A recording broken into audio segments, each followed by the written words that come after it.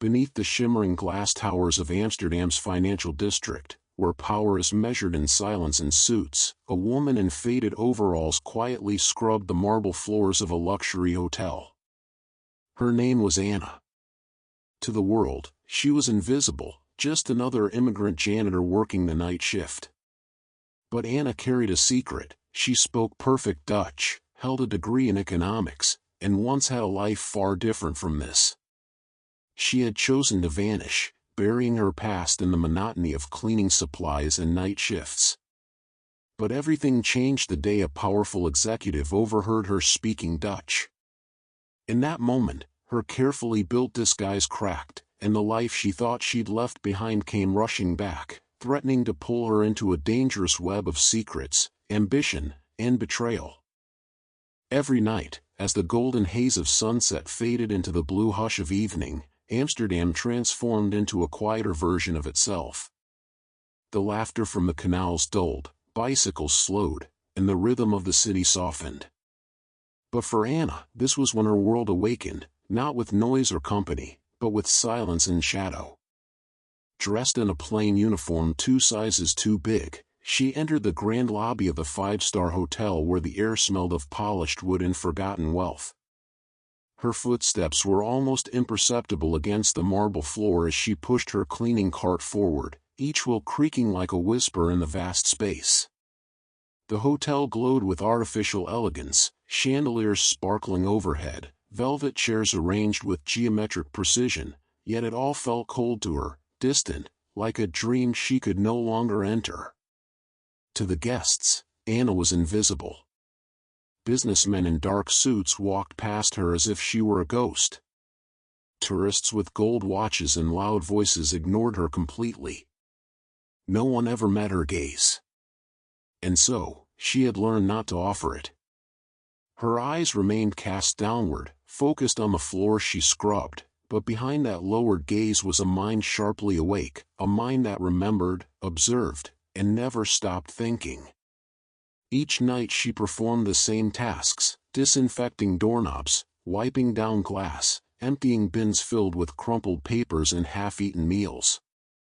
But even in these menial actions, Anna remained vigilant. She listened to the tone of conversations drifting from private meeting rooms.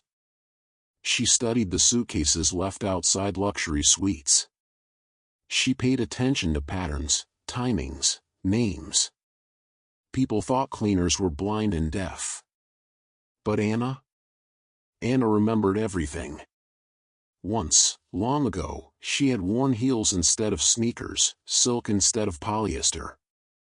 Once, she had stepped into hotels like this with confidence, her voice commanding respect in boardrooms and lounges. But that life was gone, buried under choices and consequences she no longer spoke of, even to herself. Now, all she had was this shadowed existence, this nightly routine where she could hide in plain sight. Yet beneath the silence, a quiet intensity stirred in her, not quite regret, not quite hope, but something electric and unspoken, like the moment before lightning strikes. And as she passed the elevator, her eyes flickered briefly upward to the security camera above. She gave no smile, no wave, just the briefest look, enough to be caught, enough to be remembered. She knew someone would be watching, eventually. And that was exactly what she wanted. The hallway outside room 614 stretched out in eerie stillness, a cocoon of silence broken only by the low hum of distant elevators and the occasional creak of the hotel settling into night. Anna wheeled her cleaning cart slowly, her footsteps muffled by the thick carpet. Her uniform, neat and unassuming, was the perfect disguise for someone hiding in plain sight, someone pretending to simply do her job. But inside, her nerves crackled with tension, each step calculated, each breath measured. She glanced at the brass numbers on the doors as she passed. 610, 612. And then 614. Her heart gave a sudden, almost painful thump. She paused, pretending to adjust a towel on her cart, but her eyes remained fixed on the door. She had watched this room for 3 days. Not overtly, just enough to notice the patterns, the absences, the silences. The man who stayed here never called housekeeping, never requested anything, and rarely left during the day. When he did, he moved with a precision that unsettled her, a kind of quiet alertness she had only ever seen in people who had something to hide. Tonight, she knew he was gone. She timed it perfectly. He had left, just like he did every evening at exactly 8:47 p.m. The same coat. The same stride. Never a glance at anyone. And always alone. Anna had waited 10 minutes this time, maybe 15, just to be sure. The master key in her pocket felt heavier than it should have, as if it knew this wasn't just about curiosity anymore. It was about instinct. The lock turned with a soft click, too soft. Her breath caught, and for a second she hesitated, fingers still on the handle. Was she really going through with this? Yes. She had to. Something was wrong. She pushed the door open and stepped into the room. At first, it seemed like any other hotel room. Neatly made bed, a suitcase resting on the luggage rack, curtains drawn shut. But the atmosphere was different.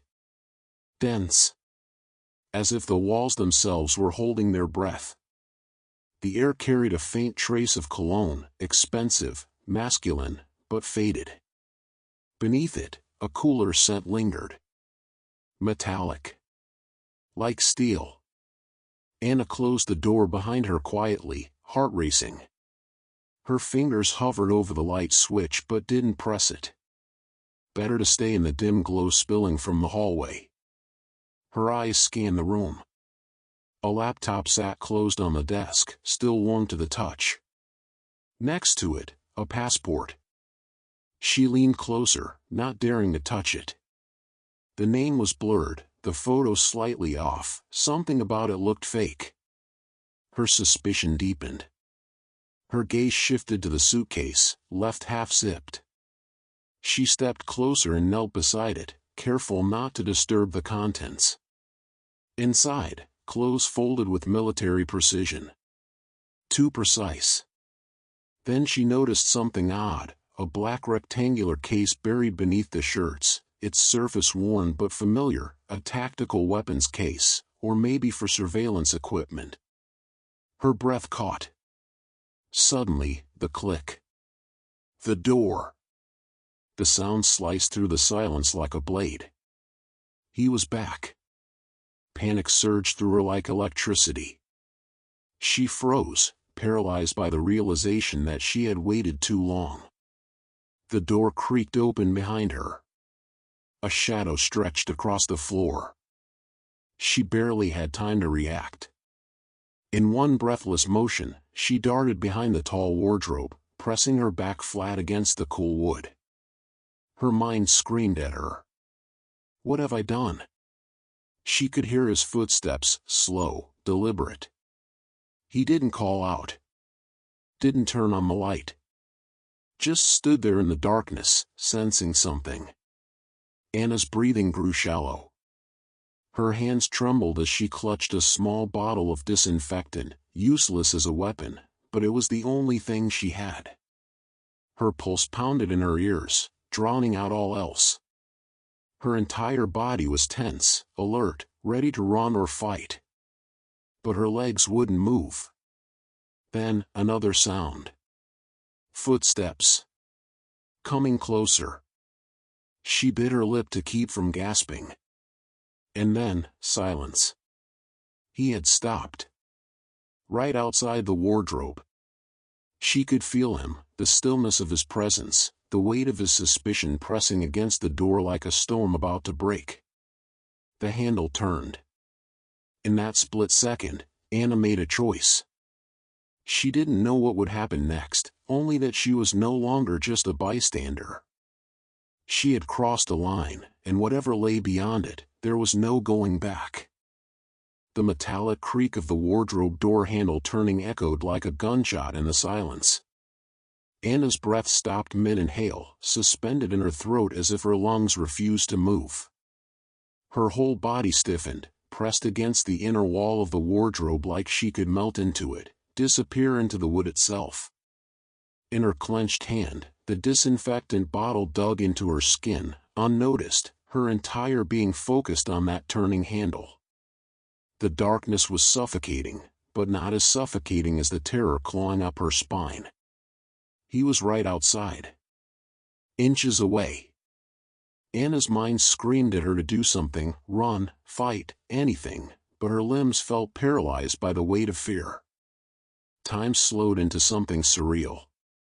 A single drop of sweat slid down her temple, and in that infinite moment, it felt louder than thunder. Then came the sound that gave her a flicker of hope, a soft, mechanical ding from the hallway. The elevator. The handle paused. Silence. Anna didn't breathe. Her heartbeat hammered in her ears, loud and erratic. Had he heard something? Was he going to leave? She heard footsteps, slow, measured, moving away from the wardrobe. A few seconds later, the front door clicked shut. But something felt wrong. No footsteps retreating down the hall. No fading elevator chime. Just silence. It was too clean. Too deliberate. Anna didn't move. Her instincts, sharpened by fear and years of watching people lie, told her this wasn't over. Then she heard it, the faint but unmistakable sound of a latch being turned. The door to the adjoining room. He's still here. He's waiting for me to come out. The realization cut through her like ice. Her jaw clenched as panic warred with clarity. He was trying to draw her out.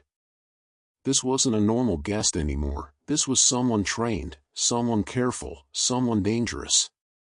She counted to 20. Then 20 more. Still nothing. Finally, with agonizing slowness, Anna reached out and pushed the wardrobe door open an inch.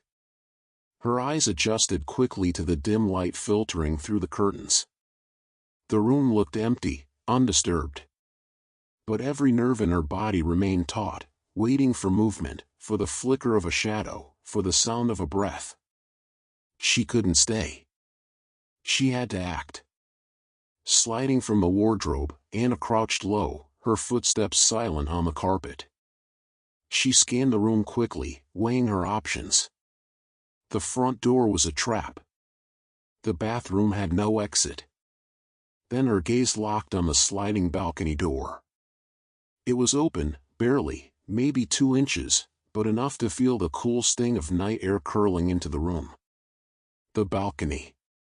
She moved fast, leaving the bottle of disinfectant on the edge of the nightstand as a decoy, hoping it might delay him, even for a moment. Her fingers slid the door open wider with excruciating care, and she stepped out into the darkness.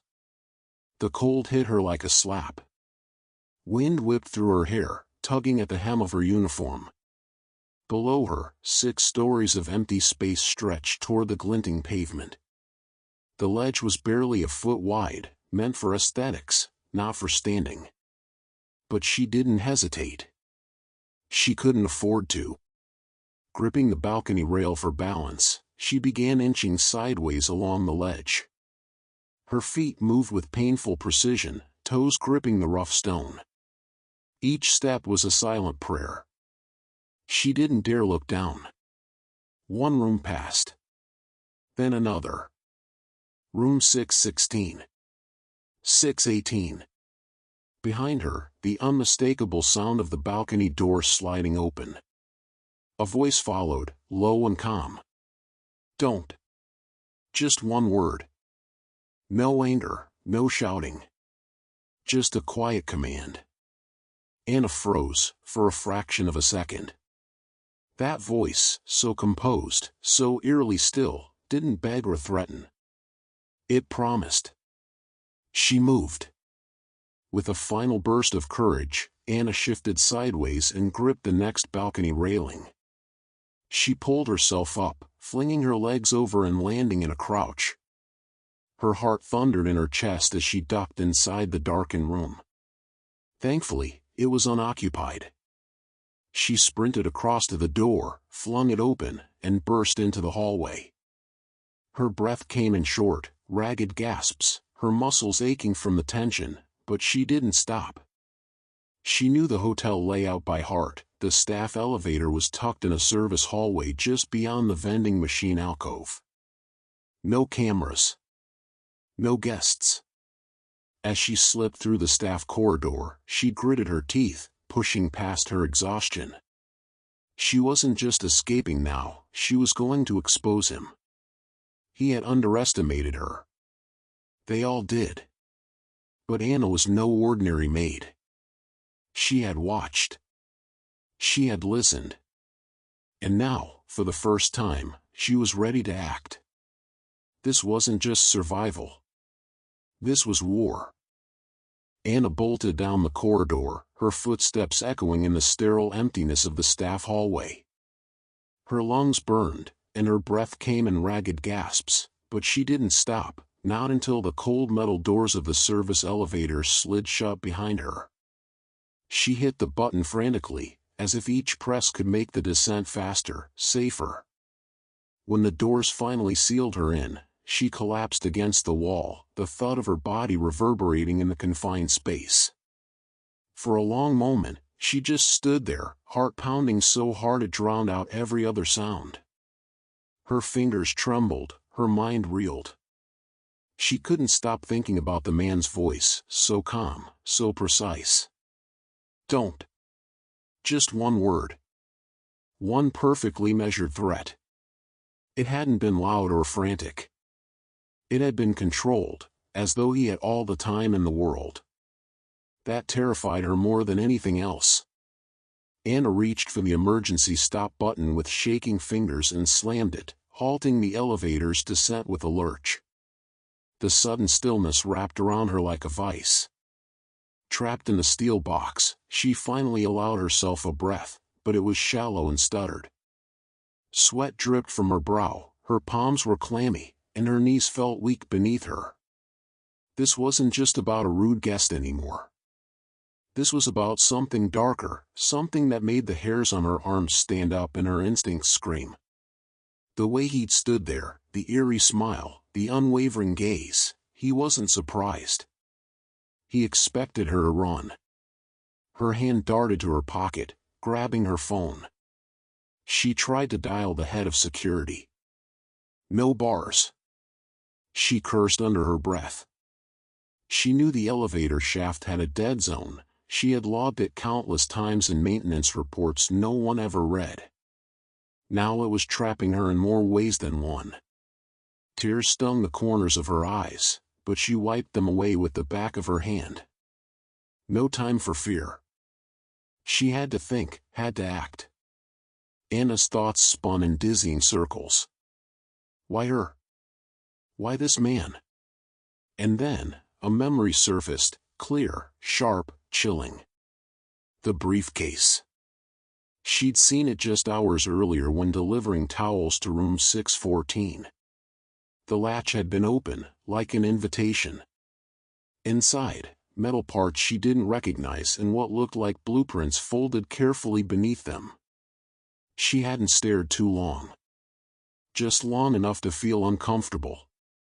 What if she wasn't supposed to see it? Or worse, what if she was? The man had known her name. Had stared at her like he already knew everything about her. That wasn't a coincidence. That was calculated. And now, she'd run. She'd shown him she was suspicious. The game had changed. The elevator lights flickered. Anna's stomach twisted. Was it just a coincidence? A power fluctuation? Or was he already moving? She yanked the emergency stop again, and the elevator shuddered back to life. As it descended, she steadied herself, forcing the chaos in her mind into order. She couldn't afford panic. She needed to know where he was. What he was doing. When the elevator reached the lobby, Anna didn't sprint out. She walked quickly, purposefully, head down, but her eyes scanned everything. The guests. The staff. Every camera. Every blind spot. She slipped through the back hallway toward the staff operations office, a place she knew had minimal surveillance. Inside, the office was empty. She hurried to the terminal and entered a passcode she shouldn't have had access to. One she'd memorized in quiet moments, just in case. Her fingers flew across the keys as she pulled up the camera feed for the 6th floor. Room 614. The hallway was black. No feed. Her heart skipped. Disabled. He's smarter than I thought. Quickly, she checked adjacent feeds. The stairwell. The hallway near room 615. And there, barely noticeable, was a door ajar. Room 615. Empty, or at least it should have been. Maintenance had flagged the balcony door as faulty just yesterday. He must have crossed over. He's not hiding anymore. He's moving. A cold shiver crawled down her spine. It was no longer about watching. He was doing something. She was about to check the feed for the lobby when a hand clamped down on her shoulder. She screamed and spun around, ready to fight, but it wasn't him. It was Luis, the night manager. "Anna. What are you doing in here?" His voice was sharp with concern. She grabbed his arm, her voice frantic. "He's not in 614 anymore. He moved to the room next door. He disabled the cameras, he knows what he's doing." Luis frowned, clearly confused. "Who? What are you talking about?" "The man I told you about. He followed me. He smiled when I ran. And now he's in another room, the one with the broken balcony door. He's planning something, I know he is." Luis pulled back slightly. Okay, calm down. We'll call security." "No, it's too late for that." Anna interrupted. "You don't get it. This isn't just a creepy guest. He's planning something dangerous." Then the lights flickered again, once, twice, then went dark for a full 3 seconds before emergency lights kicked in with a low hum. A second later, the fire alarm blared to life. Red strobes lit the office, bathing everything in an ominous glow. Luis turned toward the door, startled. "Was that you?" Anna turned back to the security feed. And there, on the 6th floor stairwell camera, he appeared. The man from 614. Now wearing a black hoodie, a duffel bag slung over his shoulder, phone to his ear. He looked up at the camera. Smiled. And kept walking. Anna's breath caught in her throat as she stared at the security monitor. Her heart skipped a beat. The man, no longer lurking in the shadows, was now walking openly up the stairs, each step deliberate, unhurried, like he had all the time in the world. But Anna knew better. He wasn't rushing because he didn't need to. He had planned this. The black duffel bag hanging from his shoulder swung slightly with his movement, and her stomach turned. There was something unnatural in the calmness of his approach, something chilling in his composure. Beside her, Luis stood frozen, his eyes locked on the same screen, his expression twisted with confusion. What is he doing?" he whispered, as if saying it too loudly might summon the man into the room. Anna didn't answer at first. Her eyes narrowed as she leaned in closer to the screen. "He's not lost," she said, voice low and steady. "He knows exactly where he's going." Luis shook his head, still trying to process what he was seeing. "We should call security. Now." Anna grabbed his arm. "No. If we alert them too soon, he'll panic. He might do something faster than we're ready for." But if we wait too long, Louise started. He's headed to the lower levels, Anna interrupted. The ones beneath the lobby. We need to act before he reaches the server room or the mechanical floor. Louise hesitated, then nodded grimly. I'll initiate a silent evacuation. Just a few key floors. Discreetly. Anna was already moving toward the emergency stairwell, her mind racing. The flashing red of the fire alarm cast an eerie glow along the walls, as if the building itself sensed the danger looming. Her hand trembled slightly as she pulled open the door and stepped into the stairwell. The air was stifling, heavy with the smell of burning plastic, faint, but real. Her chest tightened.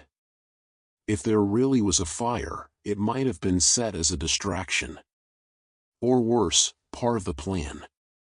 She descended quickly, the echo of her footsteps swallowed by the wail of distant alarms. Each flight of stairs brought her closer to him, and closer to the unknown. Questions swirled in her mind like a storm. Who is he? What's in that bag? And why now? But beneath the fear, beneath the adrenaline, was a stronger emotion, anger. He had invaded her building. Her life.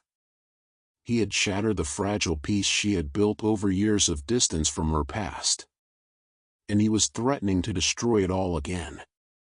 She wouldn't let that happen. On the 5th floor landing, Anna paused. She pressed herself against the wall, listening. Footsteps. Close. She crept forward slowly, peeking around the corner. He was there, crouched near the ice machine, duffel bag unzipped in front of him.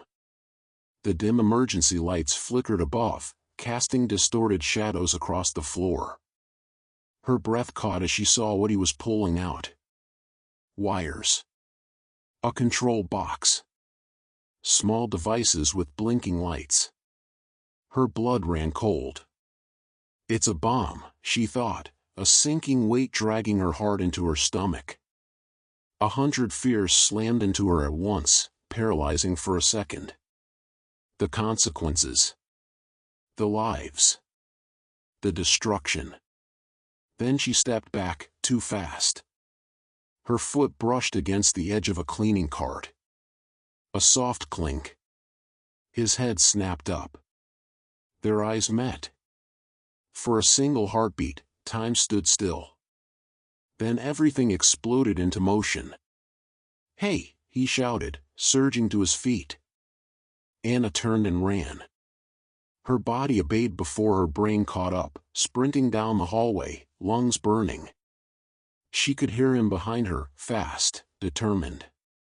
She skidded into a laundry room, slammed the door shut behind her, and shot the bolt across.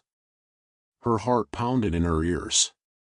She grabbed a nearby cart and shoved it against the door, just as his fist crashed into it. Anna. His voice came through the metal, low and calm. Too calm. You shouldn't have come here. Her pulse raced. She backed away slowly, scanning the room for another exit. There, a secondary door, marked stairwell access. She bolted for it, shoved it open, and dashed inside, taking the stairs 3 at a time. Water sprayed from overhead sprinklers. Smoke curled along the upper edges of the stairwell, mixing with steam and panic. The air was thick, chaotic, alive with danger. She had no plan. No backup.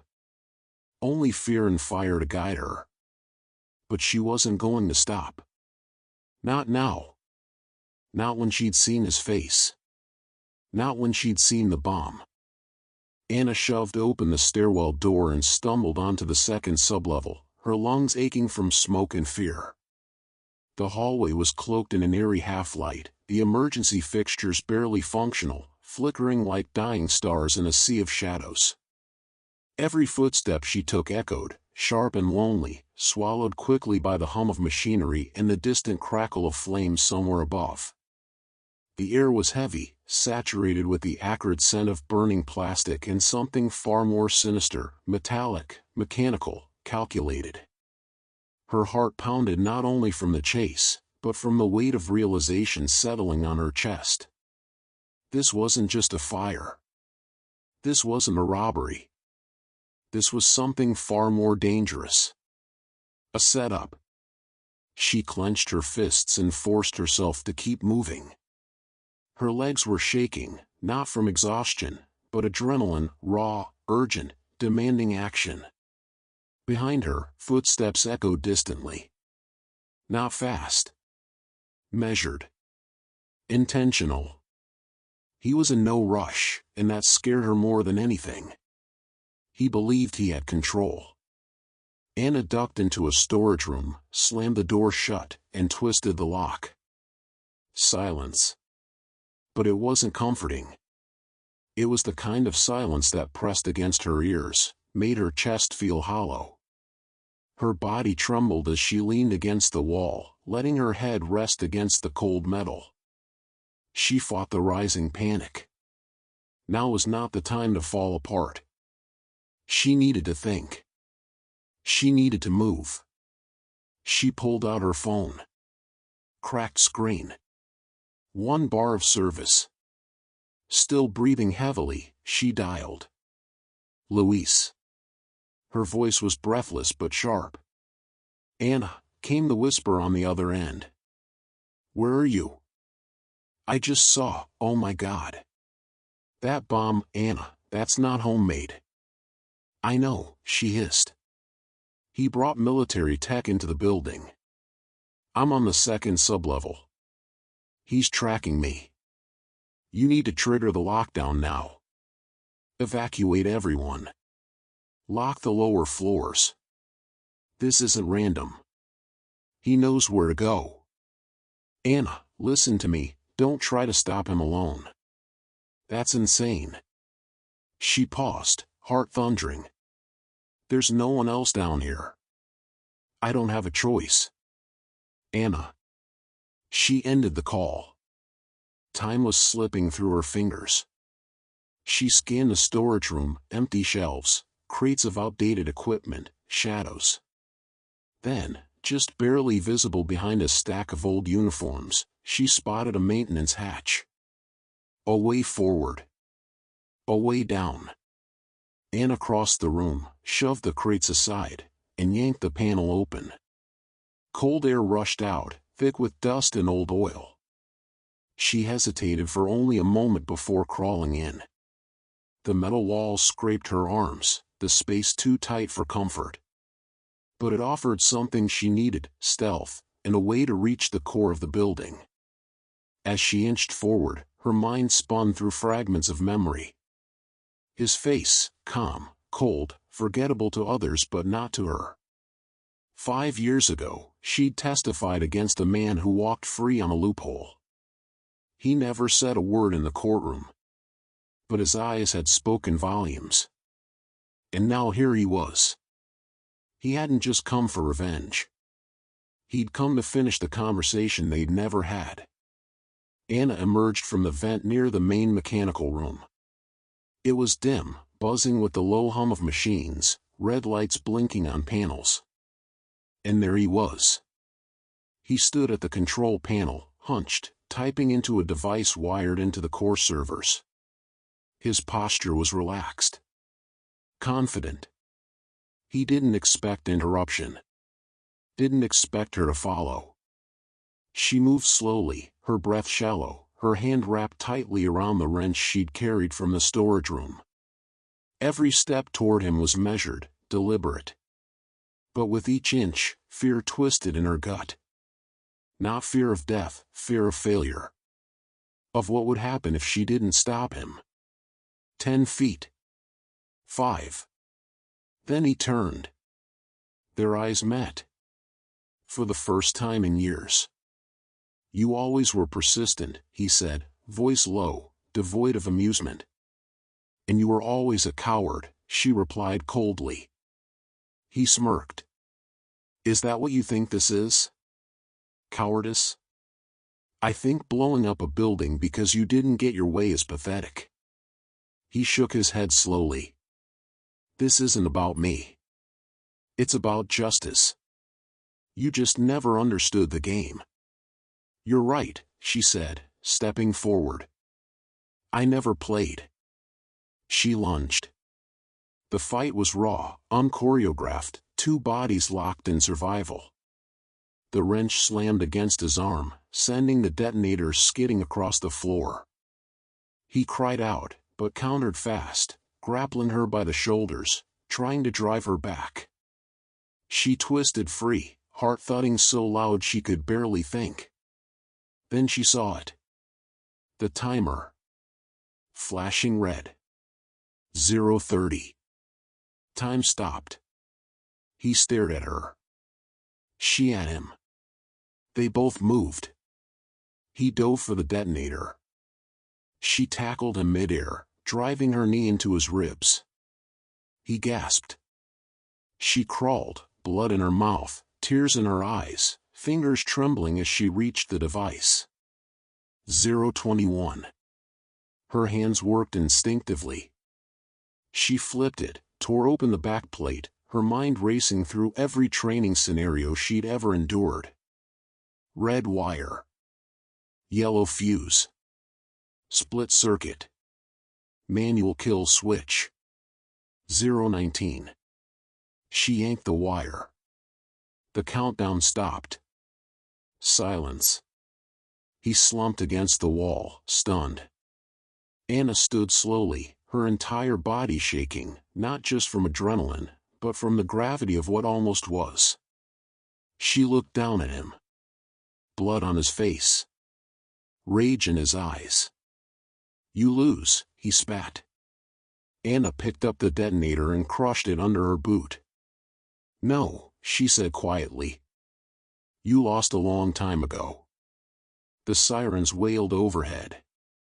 Help was coming. But for the first time, Anna didn't need rescuing. She had saved herself. Anna stood in the elevator, her reflection blurred in the polished steel doors as they slid shut behind her. The office that once dismissed her now sat in stunned silence. She had exposed the lies, confronted the people who tried to silence her, and made her truth undeniable. She didn't beg. She didn't plead. She simply spoke, with the quiet strength of someone who had nothing left to fear.